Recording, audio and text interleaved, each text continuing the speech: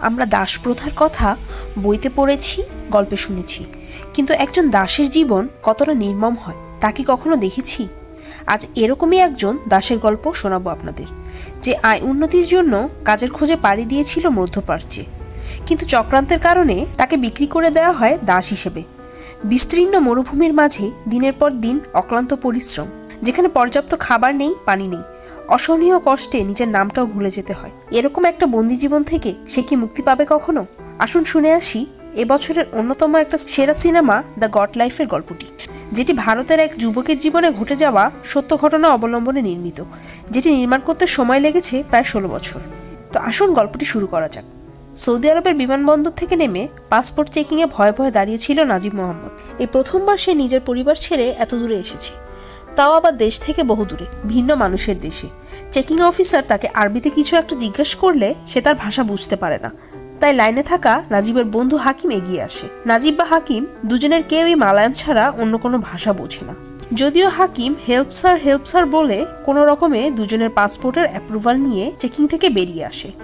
নাজিব আর হাকিম দুজনেই আয় উন্নতির জন্য এই প্রবাসে এসেছে, কিন্তু এখানে এসে তারা অন্ধের মতো এয়ারপোর্টে ঘুরে বেড়াচ্ছে। তাদেরকে যে কফিলে নিতে আসার কথা সে এখনো আসেনি। তারা সেখানে একজন স্বদেশীকে পেয়ে তার কাছে সাহায্য চায়।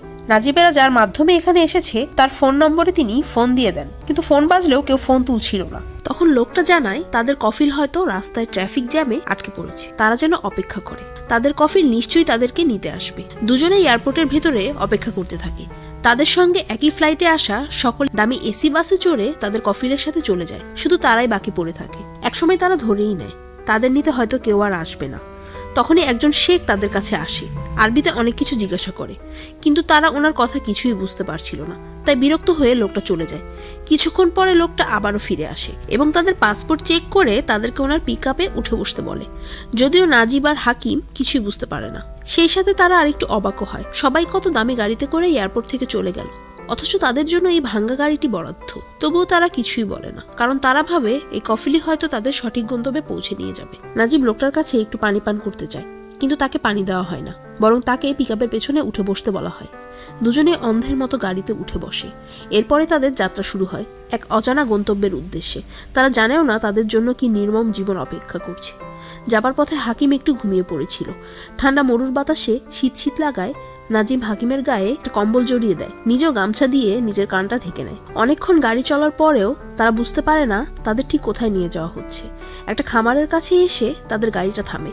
ঝাঁকুনিতে হাকিমেরও ঘুম ভেঙে যায়। তাদের কফিল নেমে এসে হাকিমকে গাড়ি থেকে নামতে বলে। হাকিমের সাথে নাজিবও নামছিল, কিন্তু সে নাজিবকে নামতে বারণ করে, শুধুমাত্র হাকিমকেই নামতে বলে। এবার দুজনেই বেশ হকচকিয়ে যায়। নাজিব কফিলকে বারবার রিকোয়েস্ট করে তাকে যেন একটা ফোন করার সুযোগ দেওয়া হয়, কিন্তু তাকে কোনো ফোন করতে দেওয়া হয় না। এদিকে খামারের ভেতর থেকে একজন লোক বেরিয়ে আসে, হাকিমকে ভেতরে নিয়ে যেতে চায়। নাজিব আতঙ্কিত হয়ে হাকিমকে বলে, ভাই, ইংরেজি তামিল যে ভাষাতেই হোক তাদেরকে বুঝিয়ে বল, আমাদের যেন একসাথে রাখে। হাকিম তামিল ইংরেজি মিশিয়ে বোঝানোর চেষ্টা করে, কিন্তু আরব শেখেরা কোনো কথাতেই পাত্তা দেয় না। খামারি হাকিমকে ভেতরে নিয়ে তালা দিয়ে দেয়, আর অন্য একজন নাজিবকে চাবুক দিয়ে মারতে থাকে। চাবুক দিয়ে মারতে মারতে আবারও গাড়িতে উঠায়। এরপরে গাড়ি আবারও চলতে শুরু করে। কতক্ষণ গাড়ি চলে নাজিব বুঝতে পারে না। তাকেও অন্য একটা খামারে এনে নামিয়ে দেওয়া হয়। নিচে নামতেই প্রথমেই শুষ্ক বালুর বাতাস এসে নাজিবের শরীর হিম ধরিয়ে দেয়। নাজিব কফিলকে আবারও অনুরোধ করে তাকে একটা ফোন করতে দেওয়ার জন্য, কিন্তু কফিল তাকে এখানকার খামারের হাতে তুলে দিয়ে দ্রুত চলে যায়। নাজিব দিশেহারা হয়ে পড়ে। সে এখন কি করবে, কোথায় যাবে? এই বিস্তীর্ণ মরুভূমির মাঝে কেই বা তাকে সাহায্য করবে? হঠাৎ নাজিব একজন ইন্ডিয়ান হিন্দিওয়ালা লোককে দেখতে পায়, কিন্তু লোকটা তার বা সে লোকটার ভাষা বুঝতে পারছিল না, কারণ নাজিব তো তামিল ছাড়া আর কোনো ভাষা এক বিন্দুও বোঝে না। নাজিব ইশারায় লোকটাকে বলে সে পানি পান করতে চায়। লোকটা নাজিবকে পাশের একটা ট্যাঙ্ক দেখিয়ে দেয়। নাজিব ট্যাঙ্ক খুলে প্রাণ ভরে পানি খায়। এরপর ট্যাঙ্কের গায়ে হেলান দিয়ে বসে পড়ে। চোখটা সবে লেগেই এসেছে। তখনই একটা উট তার মুখের কাছে চলে আসে। নাজিব চমকে উঠে। সে আগে কখনো উট দেখেনি, তাই অদ্ভুত দেখতে প্রাণীটাকে তার ভয় লাগছিল। নাজিব হিন্দিওয়ালা লোকটাকে জিজ্ঞাসা করে, এখানে শোবার জায়গাটা কোথায়? লোকটা ঘের ঘের গলায় কি বলে নাজিব কিছুই বুঝতে পারে না। সে নিজের বুদ্ধি খাটিয়ে পাশে কফিলের তাঁবুর ভেতরে গিয়ে আরামে শুয়ে পড়ে। সারাদিন ধকলের পরে একটু গা এলিয়ে দেওয়ার সুযোগ পেয়ে নাজিবের চোখে তার গ্রামের স্মৃতিগুলো ভেসে ওঠে। নাজিব পানি ডুব দিয়ে পানির নিচ থেকে বালু উত্তোলনের কাজ করত। প্রতিদিনের মতো সেদিনও সে বালু তুলছিল। তখন তার এক বন্ধু তাকে বিদেশি সিগারেট অফার করে এবং বলে এই বিদেশি সিগারেট তার দুলাভাই এনে দিয়েছে। আসার সময় দুলাভাই 2টা ভিসাও নিয়ে এসেছে। নাজিবের বন্ধু এবং নাজিবকে বিদেশে যাওয়ার পরামর্শ সে দেয়। নাজিব বলে বিদেশে যাওয়ার মতো তার এত টাকা নেই, কিন্তু তার বন্ধু তাকে পরামর্শ দেয় বিদেশে যেতে মাত্র 1031 টাকা খরচ হবে। নাজিব তার বাড়ি বন্ধক রাখলেই এই পরিমাণ টাকা সে পেয়ে যাবে। বিদেশে গিয়ে সে কাজ শুরু করলে মাত্র কয়েক মাসেই এই টাকাটা সে পরিশোধ করে ফেলতে পারবে।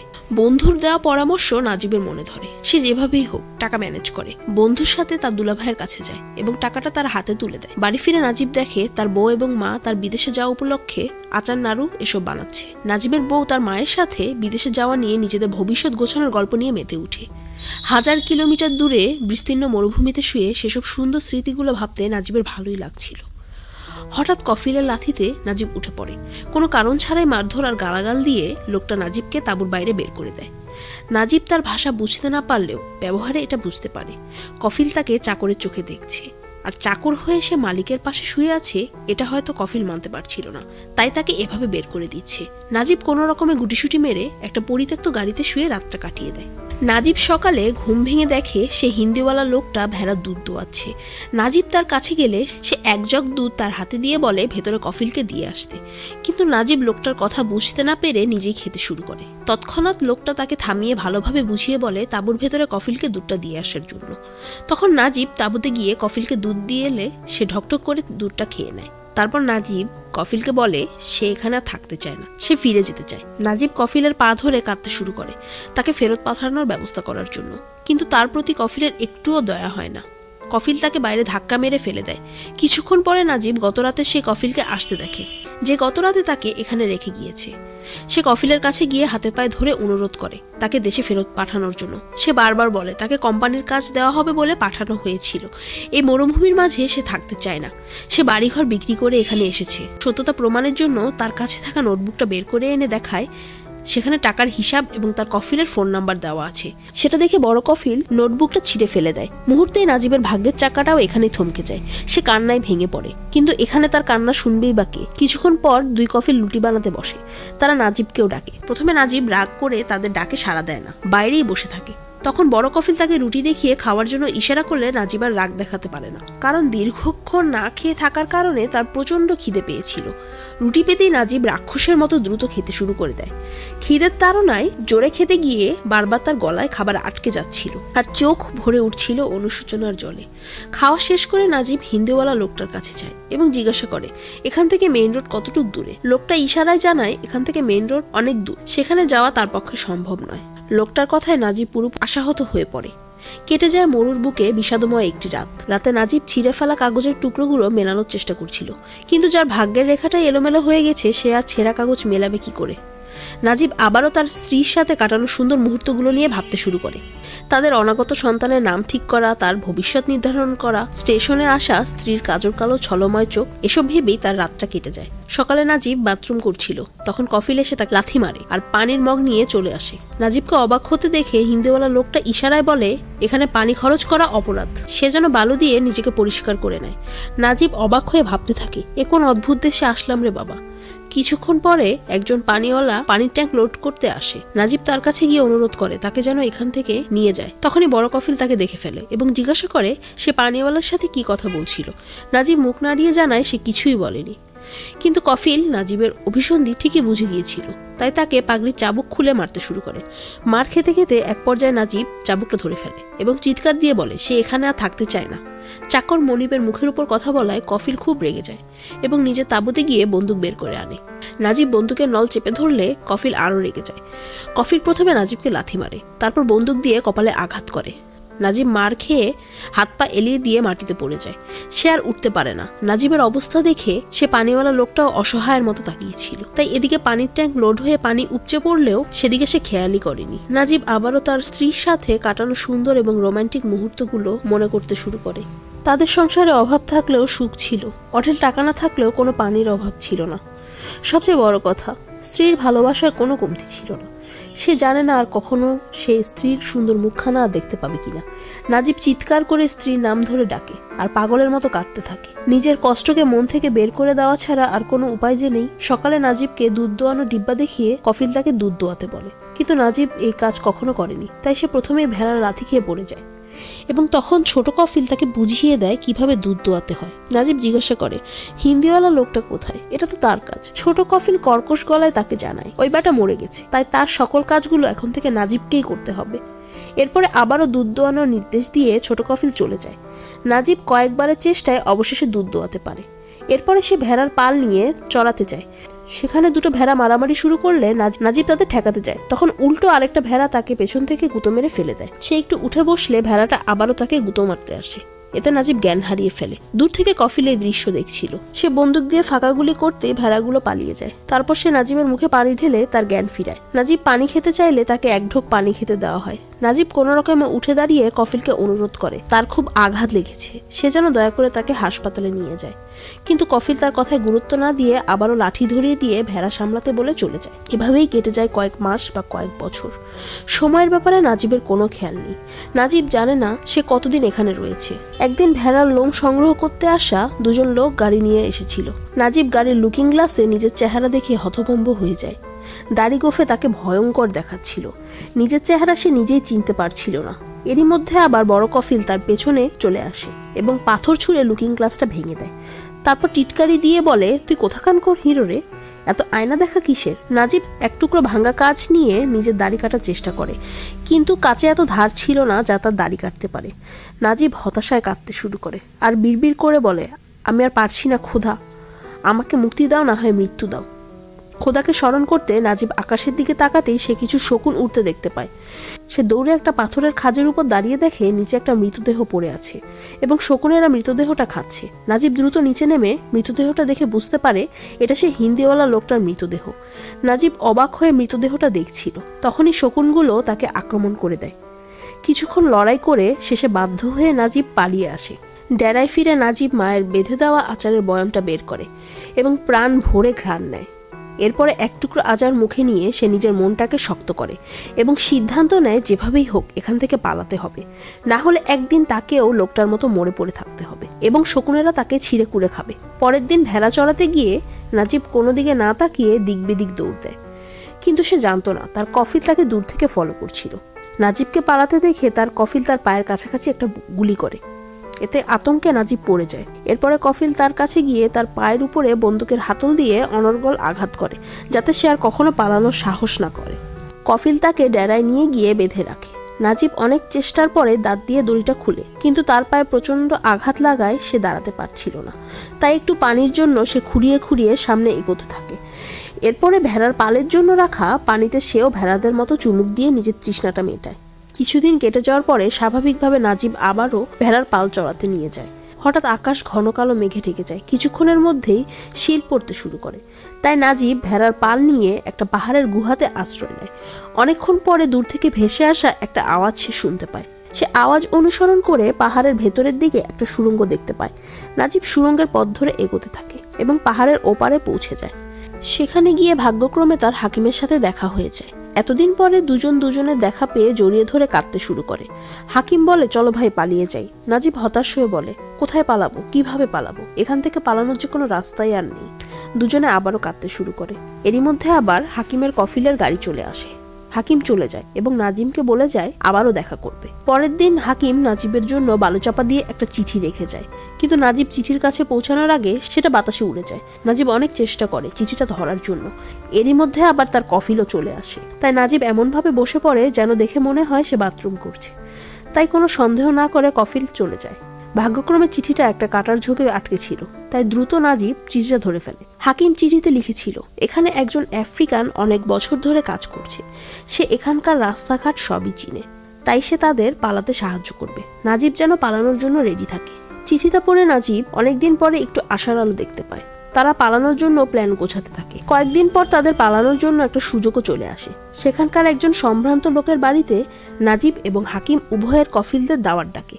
তাই কফিলরা খামারের দায়িত্ব তাদের দিয়ে চলে যায়। কফিল যাওয়া মাত্রই নাজিব পালানোর জন্য প্রস্তুতি নিতে শুরু করে। সে বহুদিন পরে গোসল করে, তারপর ব্যাগ হাতড়ে নিজের জামা কাপড় বের করে। নাজিবের আগে সেই নাদুস নুদুস স্বাস্থ্য আর নেই, তাই প্যান্ট কোমর থেকে খুলে যাচ্ছিল। এজন্য একটা দড়ি দিয়ে সে প্যান্টটা কোমরে বেঁধে নেয়। মায়ের দেওয়া আচারের বয়ম থেকে শেষ টুকরো আচার মুখে নিয়ে নাজিব নিজের মনটাকেও চাঙ্গা করে নেয়। তারপর উট এবং ভেড়াদের খাবার দেয় এবং সেগুলোর কাছ থেকেও বিদায় নিয়ে চলে যায়। ওদিকে হাকিম এবং সেই আফ্রিকান তাকে নিতে চলে আসে। এই আফ্রিকান লোকটার নাম খাদিরি। এই খাদিরি আজ তাদের একমাত্র পথপ্রদর্শক। তাদের হাঁটতে হাঁটতে রাত হয়ে যায়। তাদের পানির পিপাসা লেগেছিল। তারা একটু নিচের দিকে একজন খামারির তাঁবু দেখতে পায়। খাদিরি বলে সে পানি নিয়ে আসবে। এই বলে পানি আনতে তাঁবুতে যায়, কিন্তু শব্দ হয় সেখানকার কফিলরা জেগে উঠে এবং তাদেরকে বন্দুক দিয়ে গুলি ছুড়তে শুরু করে। তারা তিনজনে প্রাণপণে দৌড়াতে থাকে। নাজিব মৃত্যুর ভয়ে তার ব্যাগটাও ফেলে আসে। সেফ জায়গায় পৌঁছে তারা ক্লান্ত হয়ে বালির উপরেই ঘুমিয়ে পড়ে। সকালে ঘুম থেকে উঠে তারা আবারও হাঁটতে শুরু করে। হাঁটতে হাঁটতে নাজিব দূরে পানির মতো কিছু একটা দেখতে পায়।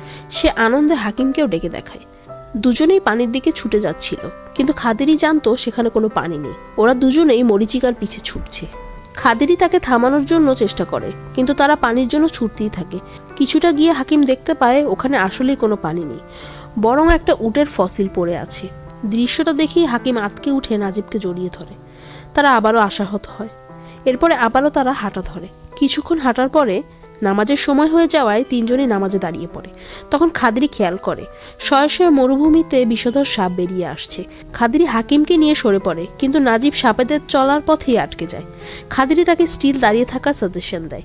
ফলে সাপ নাজিবকে কিছুই করে না, পায়ের উপর দিয়ে স্বাভাবিকভাবেই চলে যায়। কিন্তু খালি পায়ে উত্তপ্ত বালুর উপরে অনেকক্ষণ একাধারে দাঁড়িয়ে থাকার কারণে নাজিবের পায়ের তালুতে ফসকা পড়ে। সে উঠে দাঁড়ানো তো দূরে থাক, পায়ে রাখতে পারছিল না। তাই খাদিরি নিজের জামা ছিঁড়ে নাজিবের পায়ে জুতার মতো করে তৈরি করে দেয়। বহু কষ্টে তারা আবারও এগোতে শুরু করে। হাঁটার সময় নাজিব বারবার পড়ে যাচ্ছিল। এদিকে খিদে তৃষ্ণায় হাকিমও মুমূর্ষ হয়ে পড়েছিল। সেও আর চলার শক্তি পাচ্ছিল না। খাদিরি দুজনকে সামলাতে হিমশিম খেয়ে যায়।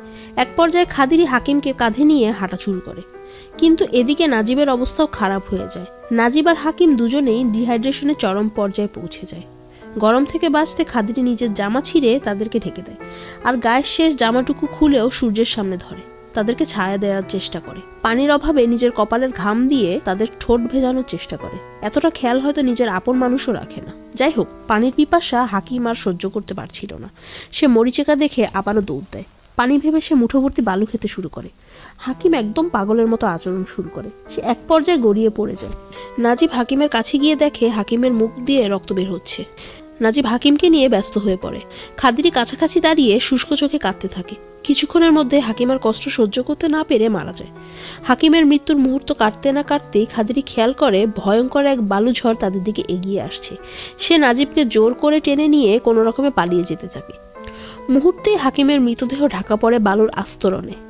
নাজিব আর খাদিরিও বেশি দূর পালাতে পারে না। বালুঝড় তাদেরকেও গ্রাস করে। খাদিরি নাজিবকে চেপে ধরে কোনো রকমে দুজনের প্রাণ বাঁচায়। ঝড় শেষ হলে খাদিরি নাজিবকে ভরসা দেয়, আর একটু ধৈর্য রাখো, আর কিছু দূর গেলেই মুক্তি পাওয়া যাবে। দুজনে হাঁটতে শুরু করে, কিন্তু একটু এগোতেই নাজিব আবারও পড়ে যায়। খাদিরি নাজিবের পায়ের কাপড়গুলো সরিয়ে দেখে তার পায়ের চামড়া খুলে পড়ছে। তাই খাদিরি নিজের পায়ের বুট খুলে নাজিবকে দেয়।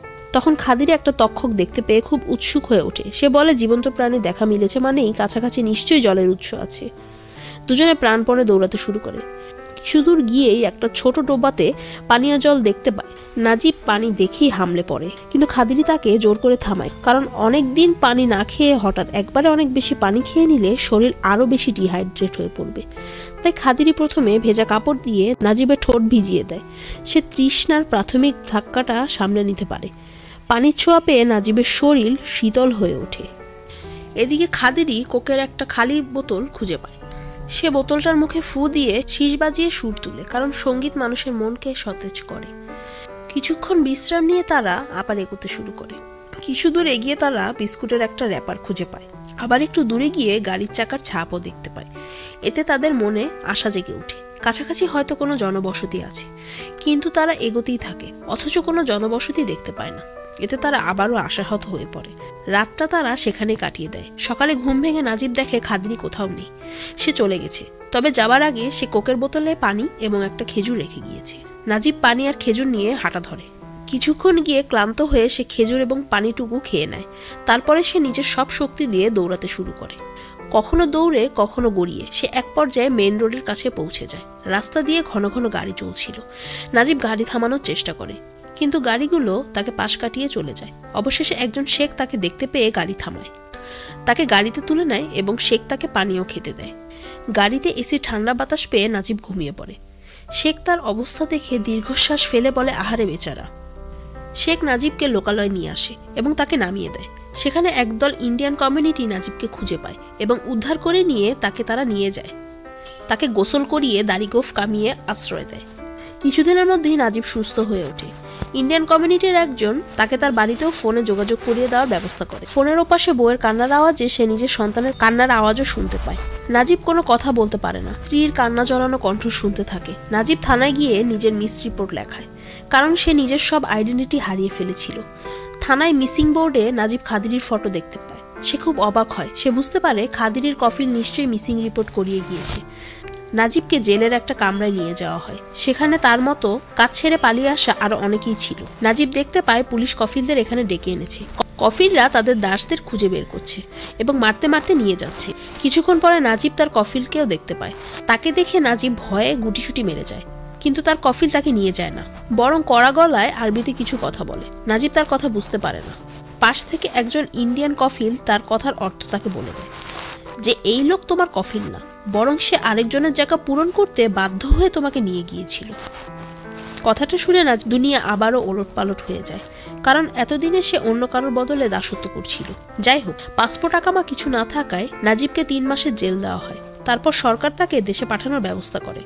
এতদিন পরে বাড়ি ফেরার সময় সে অনুতপ্ত হয়ে মনে মনে বলে, প্রিয় সন্তান, তোমার ভবিষ্যৎ উজ্জ্বল করার জন্য আমি প্রবাসে এসেছিলাম, কিন্তু সাথে করে আমি কিছুই নিয়ে যেতে পারছি না। আমি শুধু তোমাকে আমার জীবনের বাকি শেষ দিনগুলি দিতে পারবো। এই বলে নাজিব প্লেনে উঠে বসে পড়ে। আর মাত্র কয়েক ঘন্টা পরেই সে নিজের পরিবারের কাছে আবারও ফিরে যেতে পারবে, যেখানে অর্থের অভাব থাকলেও সুখের অভাব থাকবে না, পরিশ্রম করলেও বন্দী থাকতে হবে না। নিজের দেশের চেয়ে আপন দুনিয়াতে আর কিছুই হতে পারে না। এই সত্যিটা অবশেষে নাজিব বুঝতে পেরেছে। আশা করি জীবনের বাকি দিনগুলো তার ভালোই কাটবে। এই কামনায় গল্পটি এখানেই শেষ করছি।